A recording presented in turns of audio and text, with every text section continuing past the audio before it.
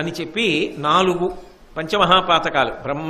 బ్రహ్మహత్య చేసినవాడు, హేమహ రీచ బంగారం దొంగిలించినవాడు, సురాపో కళ్ళు తాగడం, గురుతల్పక గురువుగారు లేని సమయం చూసి గురుపత్ని పడుకుని ఉండగా మంచం మీద పడుకోవడం, అంతకన్నా నోటితో కూడా నేను ఉచ్చరించను, గురుద్రోహం చేయడం, ఇటువంటివి చేసిన వాడు ఎవరుంటాడో అవి చేసిన వాడని తెలిసి కూడా అటువంటి వాడిని నా మిత్రుని చెప్పడం 5వ పాతకం. కాబట్టి తత్సంసర్గీచ పంచమః, అటువంటి వాడు నా స్నేహితుడు అని చెప్పుకున్నా కూడా అలా చెప్పుకున్నవాడు 5వ పాతకాన్ని చేసినవాడు అవుతాడు. ఇవి 5 పంచమహాపాతకములు అని శాస్త్రం చెప్తోంది, కోటేశ్వరరావు చెప్పట్లేదు. కోటేశ్వరరావు చెప్పారు అనకండి, నేను శాస్త్రం చెప్పడానికి వచ్చాను, అదే చెప్పగలను అంతే. ఇంకోటి నేను ఎందుకు చెప్తాను, ఎలా చెప్తాను, ఎక్కడ ఏ ధర్మం పాటించాలో ఆ ధర్మం పాటించాలంతే.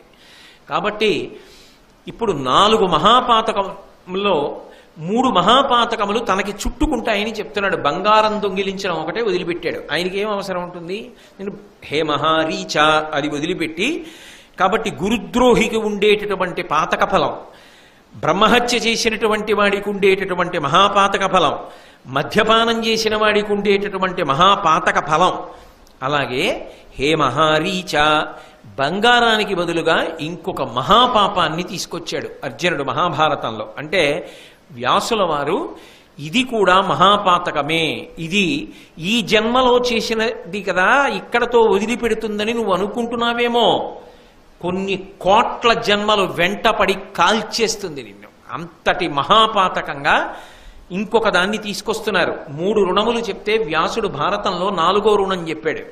ఏది అంటే సమాజానికి మనిషి రుణబడి ఉన్నాడు అని. అలాగే ఒక కొత్త పాతకాన్ని వ్యాసుడు అర్జునుడి ద్వారా ప్రతిపాదన చేయిస్తున్నాడు. అర్జునుడి యొక్క ప్రతిజ్ఞలో వచ్చింది ఆ మాట.